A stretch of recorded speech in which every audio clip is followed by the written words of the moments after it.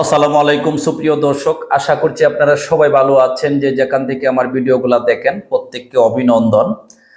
আজকে আমি আপনাদেরকে একটা জিনিস জানাবো, কারণ অনেক দিন ধরেই কিন্তু আমি আমার চ্যানেলে কোনো ফিজিক্যালি ভিডিও আপলোড করতে পারছি না। মেন কথা হলো, আপনারা জানেন দীর্ঘদিন কিন্তু আমি দেশের বাইরের ভিডিওগুলো আপলোড করেছি, সিঙ্গাপুর, থাইল্যান্ড, মালয়েশিয়ার ভিডিও। মেন কথা হলো, আজকের যে ভিডিওটা আমি আপনাদের সামনে নিয়ে এসেছি, এই ভিডিওতে থাকবে আপনারা মূলত এই মালয়েশিয়াতে কিভাবে যাবেন এবং সিঙ্গাপুর, থাইল্যান্ড আপনারা যেতে কি প্রয়োজন এবং মালয়েশিয়ার ঢুকতে কি কি প্রবলেম আমি একটু আপনাদেরকে শেয়ার করতে চাচ্ছি। কারণ সিঙ্গাপুর ঢুকতে কি প্রবলেম, মালয়েশিয়াতে কি প্রবলেম, একের পর এক ভিডিওতে কিন্তু আমি বলে দিব। যেহেতু আমি নিজে মালয়েশিয়াতে গিয়েছি, তাদের ইমিগ্রেশন আমি চেঞ্জ করেছি, অবশ্যই আমার একটু হলেও এক্সপিরিয়েন্স আছে। এটি যদি আমার এই কথাগুলো যদি আপনারা শুনে যান, তাহলে আপনারা, আমার মনে হচ্ছে যে ইমিগ্রেশনে আপনারা আটকাবেন না, চলে যেতে পারবেন। সর্বপ্রথমে আমি আপনাদেরকে বলবো, মালয়েশিয়া যারাই ঢুকবেন, মালয়েশিয়াতে কিন্তু অনেক লোকজন আছে আমাদের দেশের, তারা কিন্তু এই মালয়েশিয়াতে যাওয়ার পরে বাংলাদেশে ব্যাক করতে চায় না, এরকম মোটামুটি কিছু লোকজন আছে। ধরেন যারাই অনেক মালয়েশিয়ায় কিন্তু ভিসা বন্ধ, আপনারা জানেন। কিন্তু মালয়েশিয়া ইমিগ্রেশনে কি কি প্রয়োজন, আমি আগের অনেক ভিডিওতে আমি ফিজিক্যালি সব কিছু বলতে পারি নাই, কিন্তু আজকে আমি আপনাদেরকে ক্লিয়ার বলে দিব একবারে।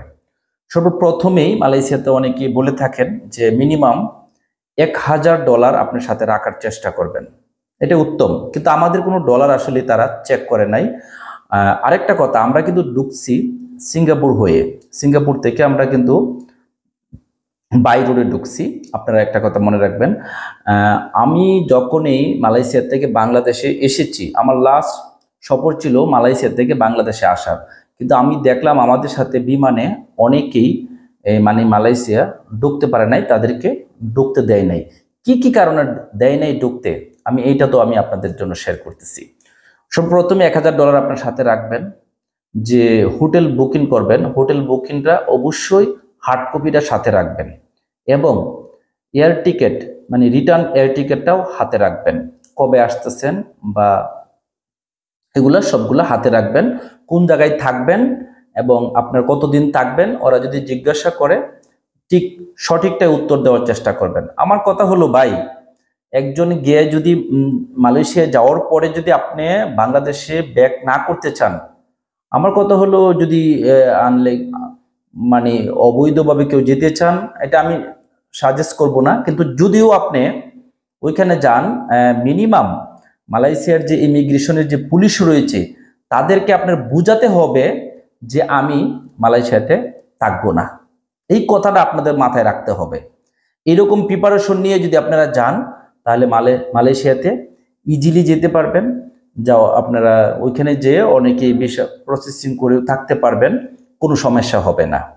আমার কথাগুলা আশা করছি আপনারা বুঝতে পেরেছেন। ইমিগ্রেশনে কিছু প্রশ্ন করবে, এই প্রশ্নগুলোর উত্তর আপনাকে দিতে হবে। জিজ্ঞাসা করতে পারে, আমাকে যে জিজ্ঞাসা করেছে মানে যে কথাগুলা, মানে তুমি কেন আসছো, তা আমি বলছি যে আমি আসলে টুরিস্ট হিসাবে এসেছি। এই ধরনের কথাগুলো জিজ্ঞাসা করবে। কয়দিন থাকবা বা এই কয়দিন কি কাজ করো, এটা জিজ্ঞাসা করবে।